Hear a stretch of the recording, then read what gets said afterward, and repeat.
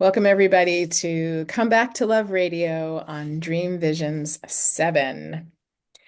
We are very focused here on removing the obstacles to love and coming back to love with ourselves and being in healthy relationship with ourselves so we can be in healthy relationship with others, partners, family members, friends, neighbors, and the world. And these days, it feels so, so vital and important to not only to ourselves as individuals, but to the community and the planet.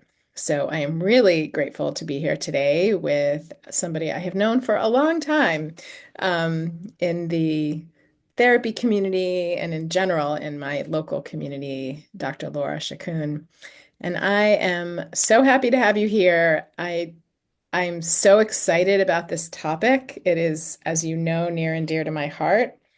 And I had the great fortune of listening to you uh, prepare and present something on your work with, I'm not going to say yet, leaving our listeners at the edge of their seats. But the Mother Wound Summit was so powerful for me, and I just knew that I had to have you on the radio show. So thank you so much for being here. Yeah. Well, it's wonderful to be here, and I just love, love, love what you're doing, Robyn. Your love cast, I'm calling it. You're That's great. casting your Robyn love spell, and Oh, I yeah, like that. yeah. I haven't heard that language, love cast, yet. I think that's really good. I'm gonna have to use that. So you can find, Yeah. yeah.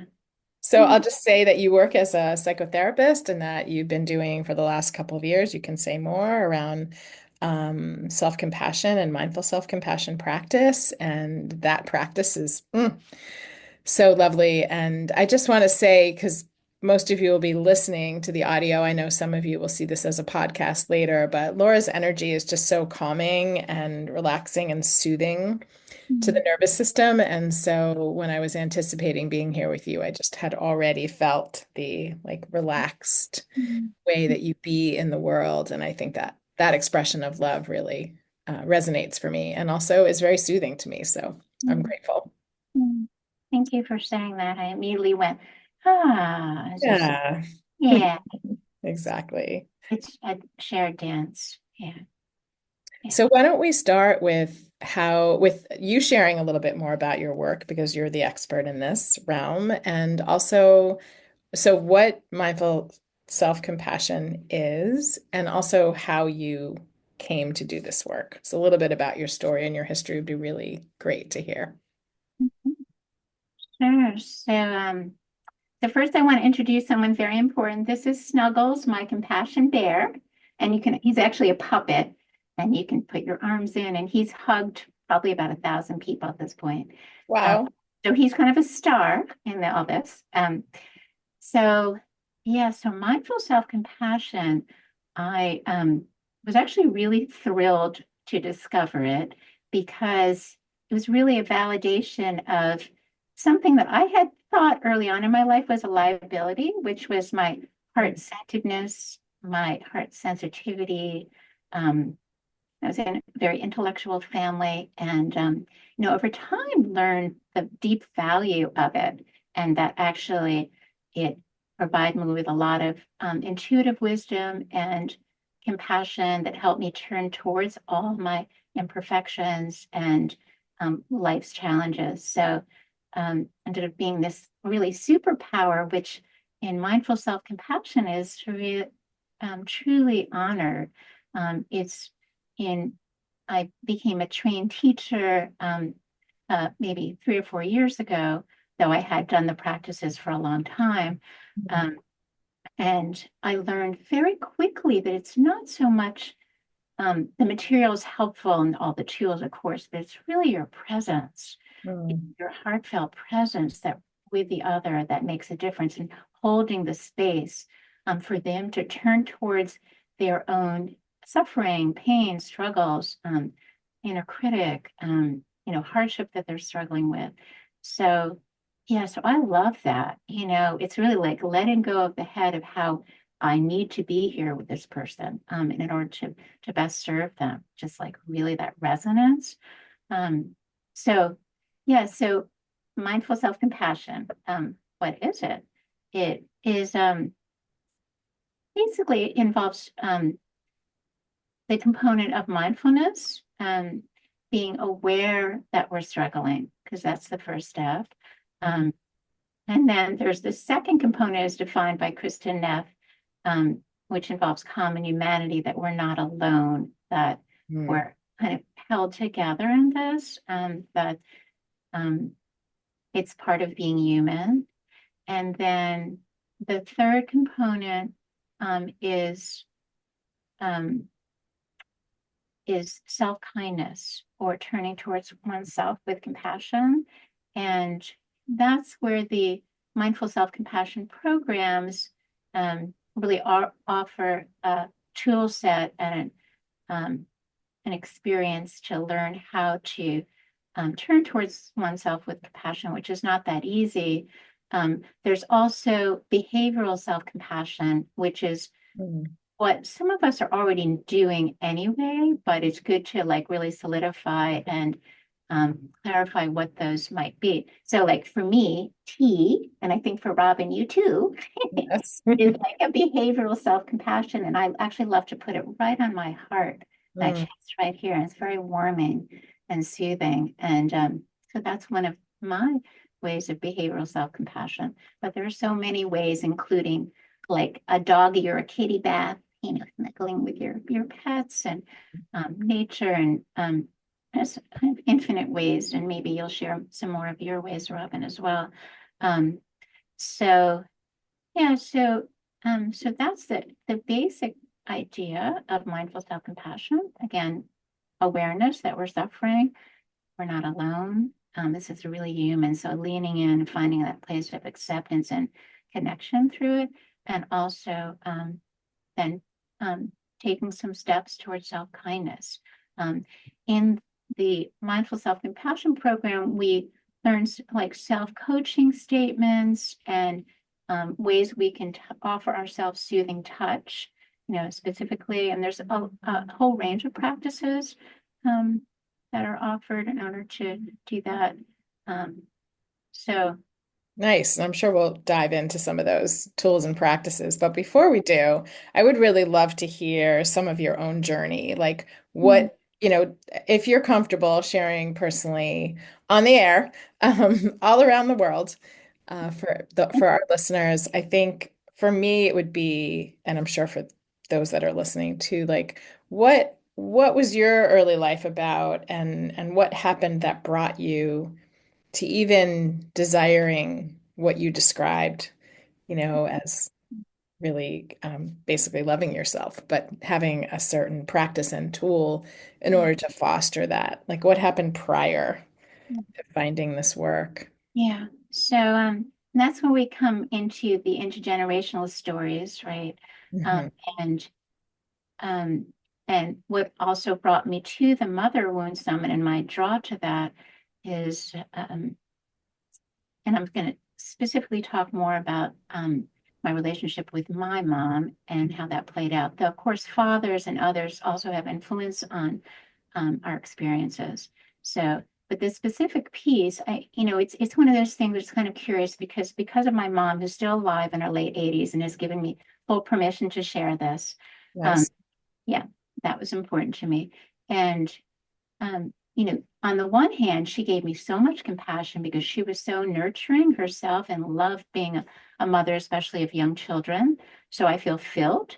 On the other hand, her mother was a woman of the world and was just not available to her emotionally. She did not get that feeling of being held and seen and cared for, the mother loving, um, what I call mother loving qualities. And so she came through feeling very uh, kind of empty in many ways emotionally, like not feeling fed, um, and has struggled with depression a lot of her life. Mm. I'm very functional, but that emptiness and not enough, and that pain, of hers, and all the narratives that I heard. There's just not enough family, not enough love, not enough friends. That I felt that viscerally. And I realized, I mean, I knew that I was doing some caregiving with my mom and that I had played that out in relationships of all kinds throughout my life. But through the recent Mother Wound Summit, actually, in some of, I participated, I had my own experience and then I participated and received from others. I Mm, realized how young that actually started. At 5, when my mother said, um, I don't want you to grow up, that she loved holding me near and dear as a baby. And that was like a pivotal point. So I brought, with this awareness, over time it's been growing, and then it was another layer recently. Um, so really, whenever I felt like a feeling of being alone or my own loss or like not being seen or held, I realized that self-compassion or turning towards myself with kindness or the qualities of mother love were really needed.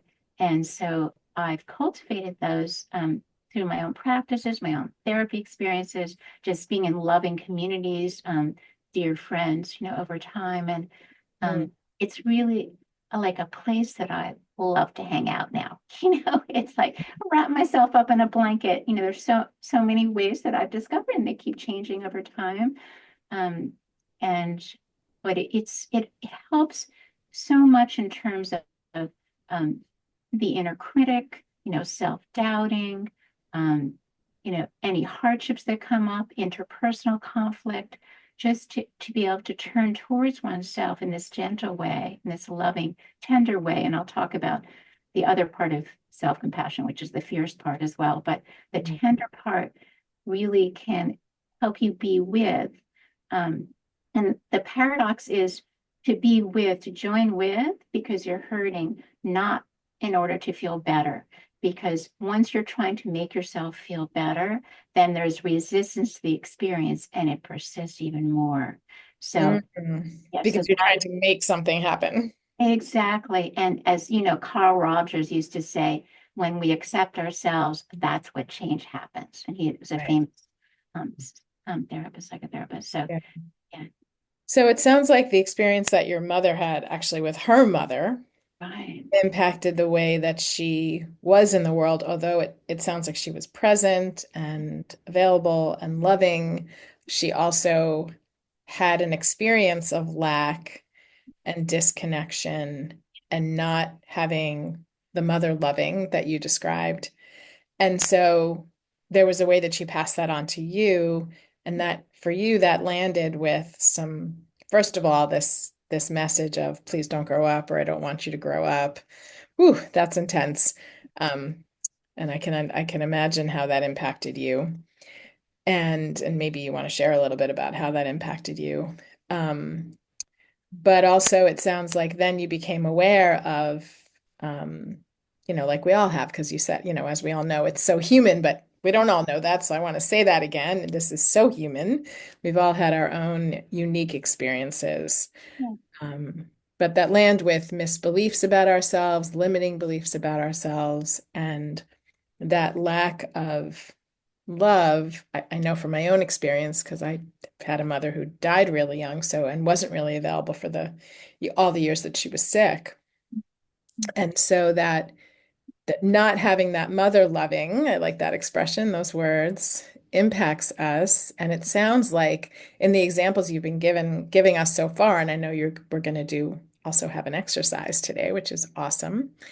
But it sounds like you've been really cultivating this experience of loving yourself, Yeah. of coming back to love, I use my language, um, of mother loving yourself, which is seems feels right now palpable to me. Yeah. Yeah. Yeah. Yeah. Yeah. And I thought maybe it would help to give an example of my own, something from my own life that's current and how I practice with it in terms of that mother love, that self-compassion. Um, is that, Yeah. yeah? Yeah, that would be great. Yeah. Okay. So this is a common one that I think a lot of empty nesters may be experiencing is so my son's going back to college soon, and I know when he first leaves, also often very sad. Um, and this can also be a way that one turns towards grief in general and sadness in these tender spaces. Is um, I will put my hand on my heart area and um, just say, this is, I'm really sad right now, like acknowledging it. And, I'm not alone. I know a lot of mamas and papas feeling the same way right now. And then, like that soothing touch and like thinking about, well, what do I want to be whispered in my ear? What do I want to hear right Mhm. now? And so tender things like, I'm here for you, sweetie. You're not alone. Um, I'm here to care for this sadness. Speaking to the part that feels sad. Speaking to the part that feels sad, and Mm. I also, uh, imagery, and this is not specifically MSC, but something that I practice and bring into my practice as a psychologist is the idea of a caring circle. So I imagine the caring circle holding or creating or surrounding me with love too. So these can be friends or um, family members or spiritual um, leaders or and beings that you resonate with. Um, they're holding you as you hold Mhm. yourself. So sending warmth into the hand, to your hands, into your heart, or literally physically surrounding you in a loving light. So that's an example of how I would turn to some of the most tender feelings that can come up. Yeah. Yeah, so just to kind of summarize that, I have my own personal experience being, well, having kids going back to college, and but what came to mind for me was post-divorce, dropping my children off at my ex-husband's house, once or twice every week, or once a week, let's say, and feeling sad each time for pretty much all of the years that we did that. And what a beautiful invitation then to, like you said, the first part of mindful self-compassion, MSC, is mindfulness. So Yeah. being aware, I'm feeling sad. That's a Yeah. big, tall order in a way, right? It requires a lot of awareness to notice in that moment, I'm feeling sad because these days, and not only these days, but especially these days, there's so much distraction. And so instead of being aware of the sadness in that moment, I would say many people turn to some distraction, their telephone, food, an activity, sleep, whatever it is that takes you out of the moment of feeling the sadness. So the first courageous act seems to me to be, I'm sad. Like, oh, I'm aware of feeling sad. Okay, that's the first piece. The second piece would be, and I'm an internal family systems therapist, so I have a lot of sort of parts orientation to this, but you said the same, like, and then what would I want? So, oh, then you said put your hand on your heart. So then you're acknowledging, oh, deep breath, I'm feeling sad. Like just like sending love through the hands and connecting to that sadness, leaning in versus leaning out in distraction.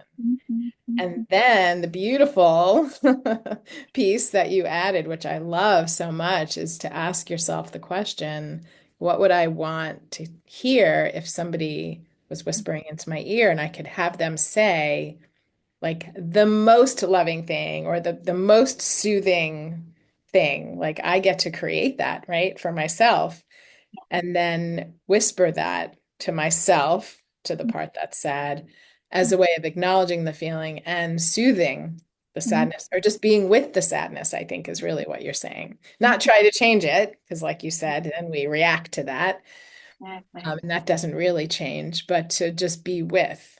So, Yes. did I get that right? Did I miss anything? Did I say That something that? that was wonderful. And the only thing that I add is in the definition of self-compassion and the self-compassion break that will the practice will be doing in a little while. There is this second component of common humanity, which I think that the piece of around that is really to not feel alone, to be able to maybe accept a little more that this is part of being human. So Yes. that's that second piece. And sometimes that's hard for people to grasp and take, and others that resonate more to it. Chris Germer actually did a piece, who's one of the founders with Kristen Neff of the Mindful Self-Compassion Program, in Yes. a recent retreat, like a New Year's type retreat that they do, on this piece of common humanity, actually to really how to actually feel it. Feel it. It's just an concept, being held. And, for me, it's like the whole day of the caring circle is also that feeling of being held, connected. Uh, Yes. yeah. So, Uh, but you did a beautiful job. Absolutely. And I like what, your point about distraction and um, the piece around the first step is so important, is that's already an act of self-compassion. yes. Allow yourself to connect, because there's this expression, when you feel is a chance to heal. Yes. So yeah, yeah, Yes. Yes. Exactly. yeah. Beautiful. Well, we're going to take a commercial break right now and come right back to the Okay. practice. And we're back with Dr. Laura Shakun and this really such a powerful tool of mindful self-compassion. And I love the example we're using. And honestly, like I'm kind of replaying my own experience of dropping my children off at their dad's and that feeling of sadness almost every time, I have to say, for years and years. I just want to normalize that if you're somebody who's experiencing something like that or sadness over and over again around something. And you had mentioned that when I did the summary that I left out conveniently, the piece around normalizing and that this is human and normal, common. This is common. It's our common human experience, and to really not only know that, but to take that in some way in an embodied way. That just feels so, that feels so, so valuable. And I think a lot of us say to ourselves, I must be the only one who feels this. Mm, I'm the only one who is upset about X. I'm the only one who's grieving for so long. I'm the only one who doesn't have a partner right now. I'm the only one who, right? mm, It's like that's something that I think is very normal that the brain mm, tells us. And so I love that experience of taking in like, no, mm, like I'm not the only one. And, many mothers that drop their children off at their ex's house feel really sad when they do and when they have to say goodbye. Like, yes, that is true. So I know you're going to give us an experience now, which I'm really looking forward to. mm, Um, so would you like to lead us in to an experience? And I want to say that some people are listening on the radio and are driving, so you can stop and pause. You can listen later. mm. If you are in a place where you can stop and pause for a few minutes right now, that would be great as well, no matter what you're doing while you're listening. Go ahead, Laura. Okay. Um, yeah, so we're going to do a practice called the self-compassion break. I called it the mother loving break at the Mother Wound Summit. Um, but whatever feels right to you. And I just want to say something briefly about emotional safety, and I might go into more detail later, but um, sometimes, other feelings come up when you're um, accessing self-compassion, and just know that you can choose to let go and let go of the instructions and come out, open your eyes, get a drink, step away. Um, the main thing is to listen well to yourself. What do I need right now is a core question. What's up for me? And what do I need right now, emotionally, spiritually, physically? So listen well to yourself and, opt out if it's not working for you. Okay. So, Thank you. okay. Yeah. Okay.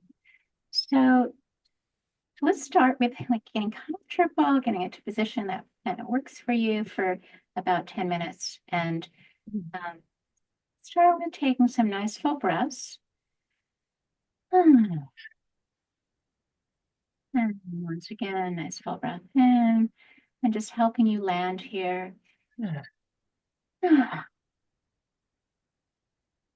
Letting your eyes either close if they're not already closed, or soft gaze in front of you, looking at a point, a spot in front of you, so you can really go inside.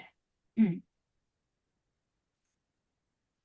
so now I'd like you to think of a situation in your life in the mild to moderate range that is causing some difficulty, some stress right now for you. It could be a health situation, a relationship conflict, a work problem, or something related to some kind of bias or discrimination, injustice. Yeah, so just take a moment and as you think about this situation, again, we want it to be in the mild to moderate range. Check with your body to know if you're in the kind of the right zone, that you're not feeling too overwhelmed. Because for learning purposes, we don't want to be overwhelmed right now. Yes.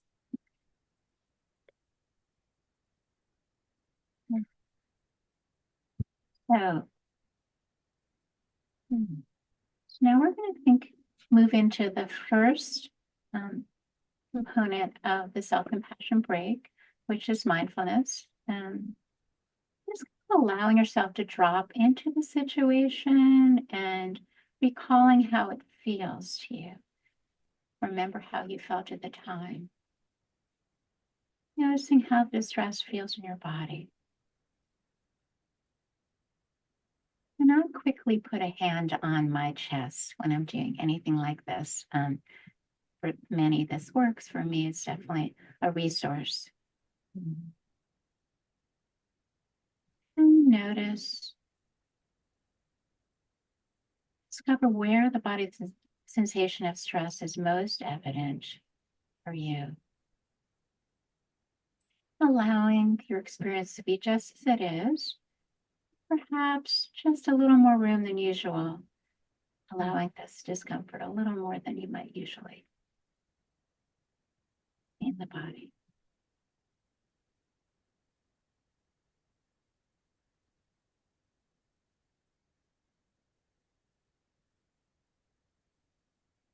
And you can try labeling the experience in some way, like this really hurts. Yeah. Or this is stressful. This is a moment of suffering.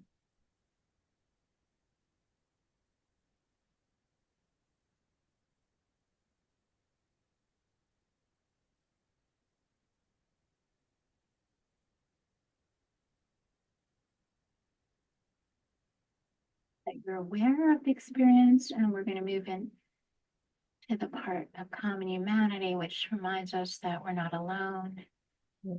It's normal. It's part of being human. This is where you can say things like to yourself, I am not alone. Others would feel as I would in this situation. Struggling is part of being human.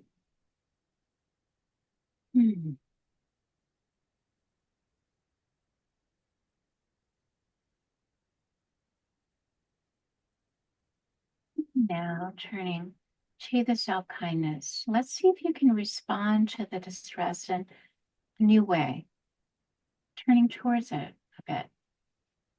Can you give yourself some kindness simply because you're having a moment of discomfort?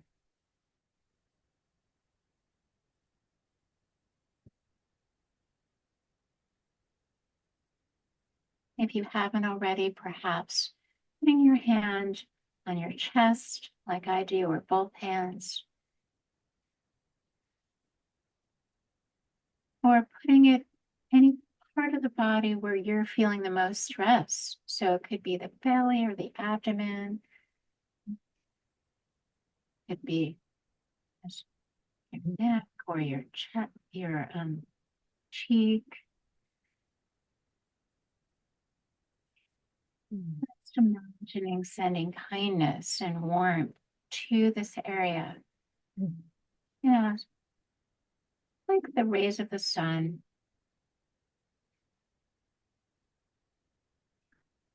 And if you want, you can gently massage this area, just bringing love and care.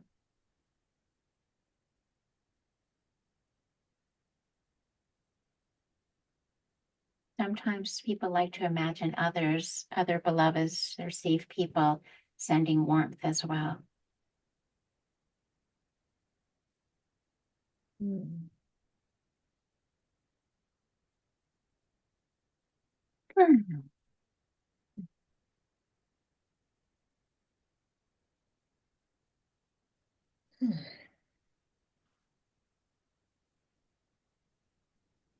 Now, if you perhaps you'd like to consider what you most would like to hear in a moment like this, what you would like whispered in your ear. Perhaps words of comfort or support,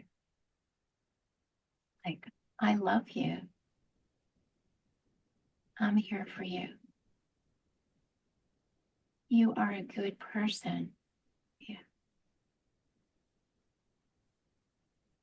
Or may I be kind to myself right now.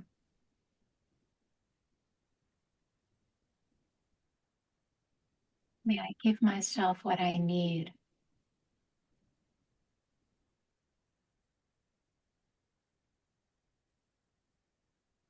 May I accept myself as I am.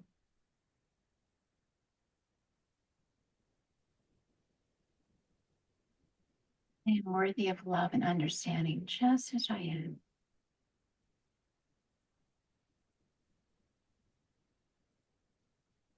May I care for this pain or sorrow or anger or fear. Mm.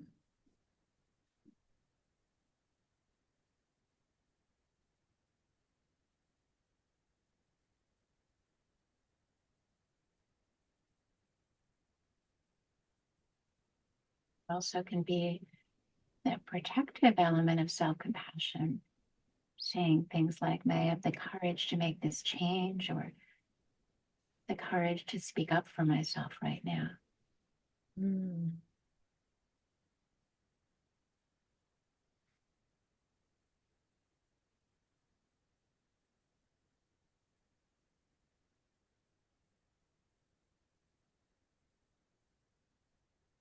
Use these words for yourself in your own mind, heart, mind in your way. Mm.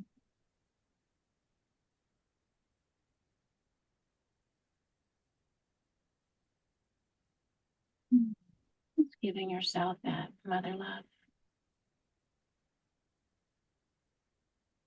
And if you're having difficulty coming up with the right words, just imagine what you might say to a dear friend or family member if they were struggling.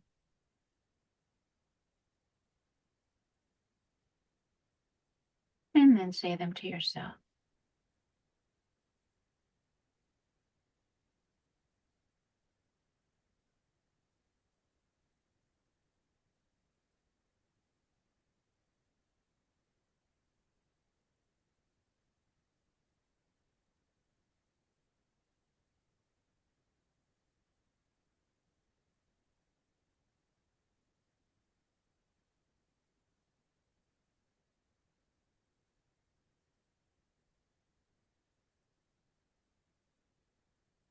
Notice how these words are landing in your heart right now.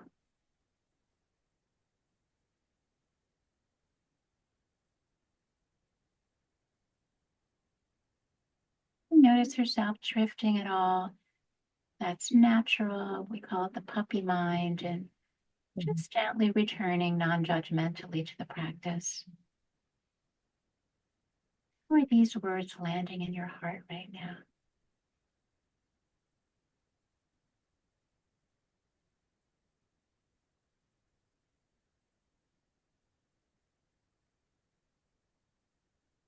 Just taking a few more moments to linger here. Just offering yourself kindness in a way that feels just right for you. savoring the compassionate touch or the soothing or protective words, kindness. It's because you're feeling distressed. You're not trying to make it go away.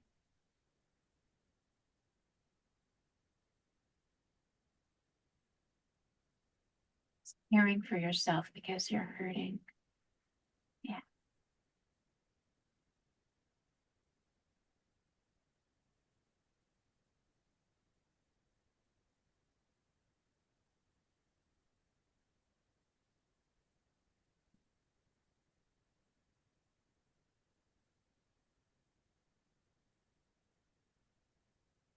Allowing the practice to be as soft and as deep as you need.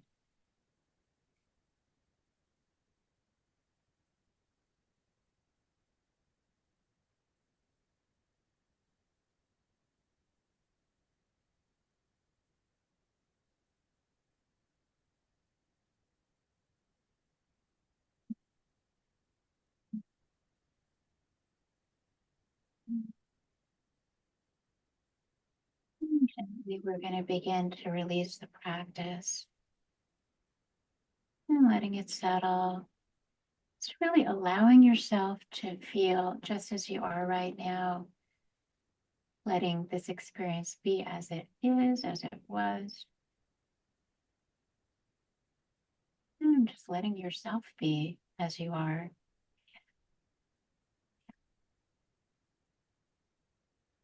Inviting yourself to be held in your own care, your own loving kindness. Yeah.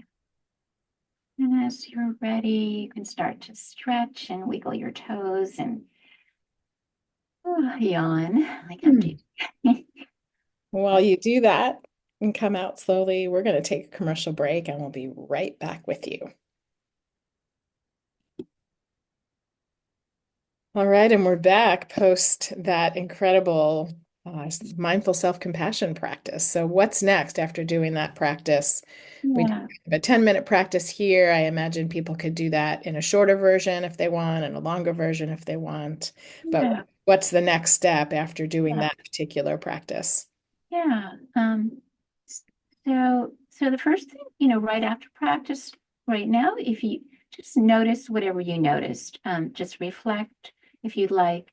And if you're at home and can do a little journaling, um, please do so. Like, what did you notice? What did you feel? Okay. Just allowing yourself to be just as you are. And then um,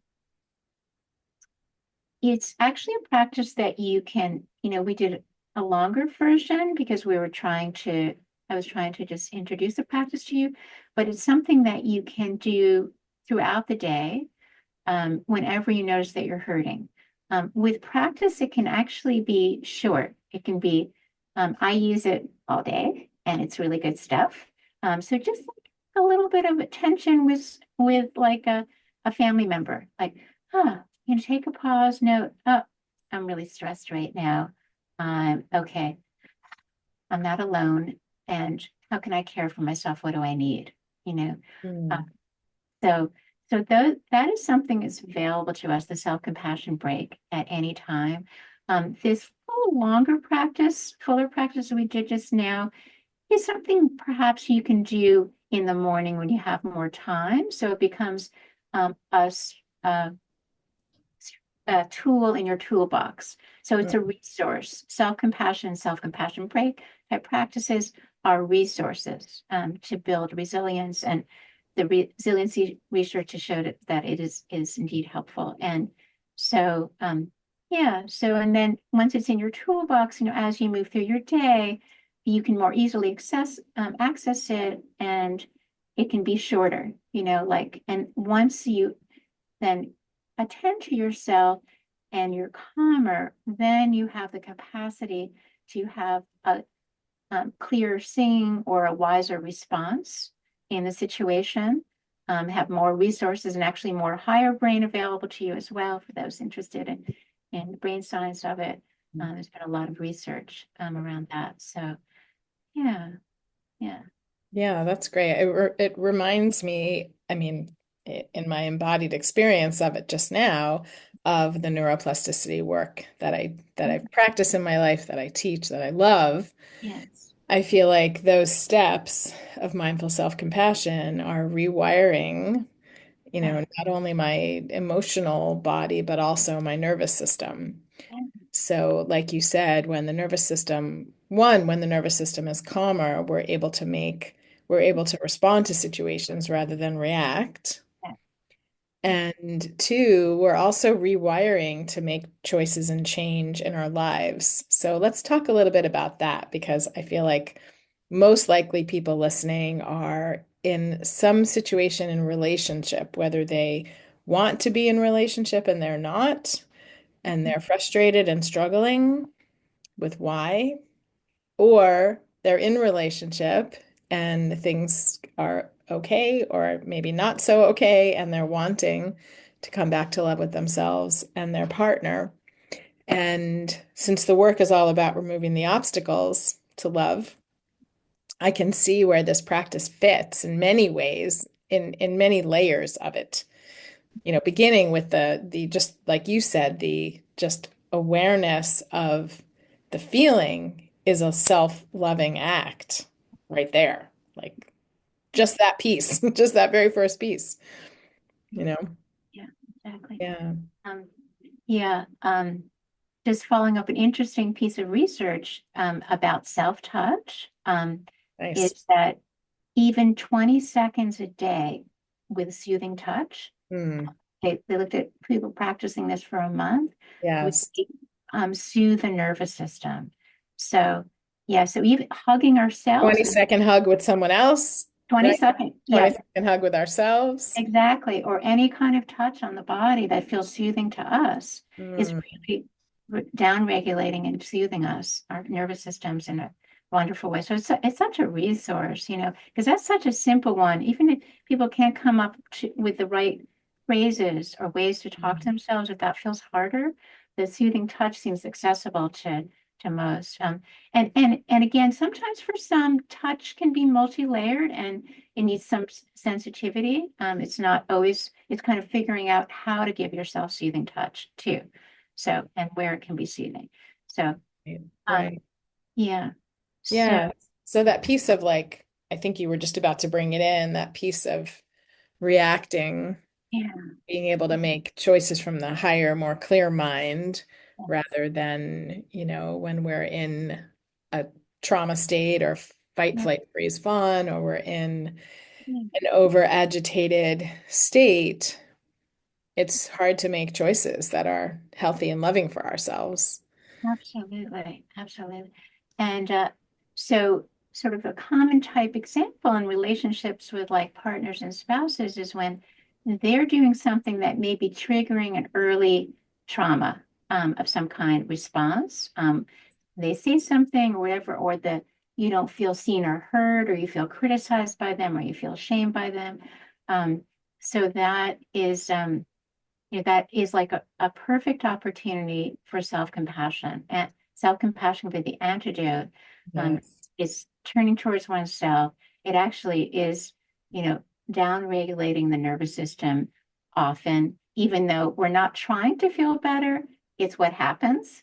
Um, and so so I know I'm just going to give an example of um, how this works for men.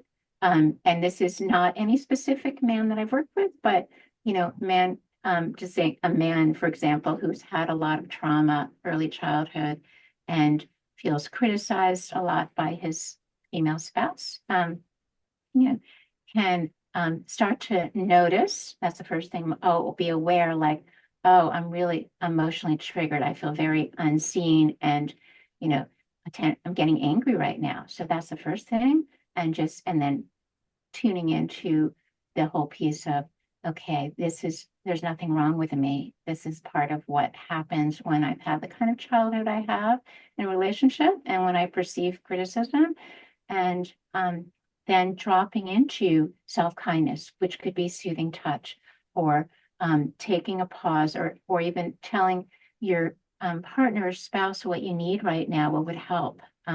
So kind of tuning in to what would be, how can you care for yourself? Because you're hurting, you feel shame or anger or hurt, just loss and pain. Mm. So, and I've seen it really helpful for men. I want to emphasize that. Yeah, Really, I'm curious about the male piece because I feel like, yes, this is true for everybody. And yeah, and I hear you because as someone who's worked also with couples for a very long time, that dynamic can exist. And I think it also can exist, of course, across all gender lines, yeah, right? Where yeah, we feel criticized and then angry about that. absolutely, absolutely. So, but it's especially for men, but just culturally, Yeah. sometimes being gentle with oneself or turning towards one's suffering is considered wimpy, Yeah, right? right. Yeah, and it's actually the opposite. Is again, this leads to healthier connections, feeling taken Yes. cared for by one's caring for oneself, but also knowing how to stay in connection in a way that's meaningful and fulfilling and nourishing. And I've been really pleased to see that the impact of this work in relationships, very really some deep healing, and it's so it's resource building, it's Yes. yeah, yeah. Yeah. Thank you for that. We're going to take a commercial break and we'll be right back. Okay. And we are back on Come Back to Love Radio on Dream Vision 7 with Dr. Laura Shakun. And we've been having an amazing conversation about mindful self-compassion and how this very simple practice that's been in the world for quite a while, been researched, proven to be effective in changing the way we relate with ourselves and therefore the way we relate with others. And so it's just the perfect fit for the come back to love mantra and practice. And so I'm so grateful to have this information here for our listeners. And so we just have a few more minutes. I wanted to invite you to share for those that are local. Laura's been teaching some local classes in person. I know, oh my goodness, in person. So little happens in person these days, but it's not 100% true, but it's lovely that it's in person, is what I'm trying to say. And so I'd love you to share about that for those listeners that are local to the Boston area. And then I think you have some more wisdom and tidbits to share with us. So off to you, Laura, about your class. Okay. Um, so yeah, so the mindful self-compassion um, course, which has some different variations. Um, the one that I'm teaching that's coming up here in Arlington, Massachusetts, at the Arlington Center is starting February 2nd, and Mm, it's a 4-week class, plus a half-day retreat. So, and that's going to be on Sundays, and um, you know, through Robyn and also my website, you can get more information on that. And it's yes. really, it's teaching the skills and building the resource of developing the compassionate inner voice and learning how to encourage oneself from kindness rather than criticism, which criticism is will give you a kick in the pants, but if you want to really get to your goal and sustain, it's self-compassion. And the research has really shown that. So, um, Beautiful. I know that's going to be a lovely class in person, 4 weeks starting in February. All that information will be on our radio page and podcast. So look for that there with the description and the links. And I wonder if you have some words of wisdom to offer those that are listening that haven't been feeling very compassionate with themselves, which yeah. is so human.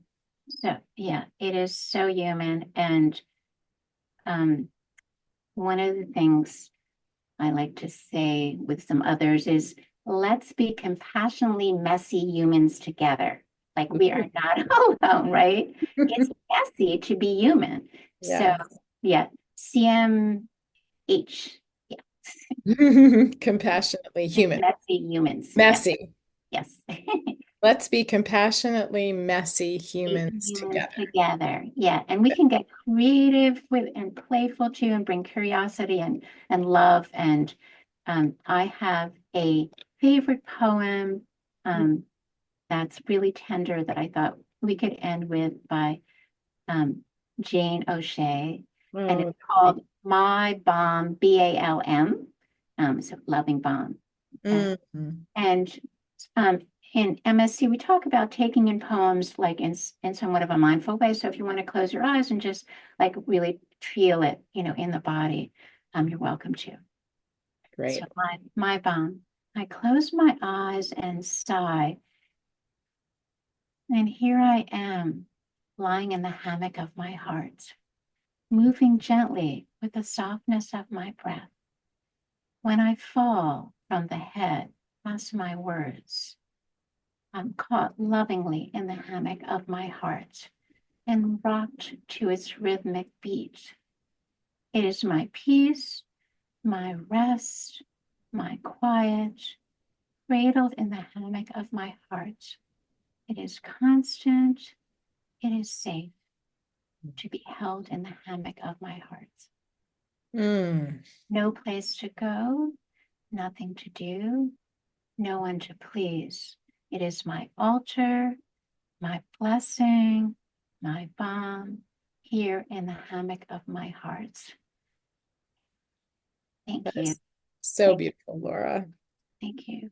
And Yeah. just give yourselves a hug, Yeah. wherever you are across the planet. And I Mhm. love the idea that everyone may be hugging right now themselves.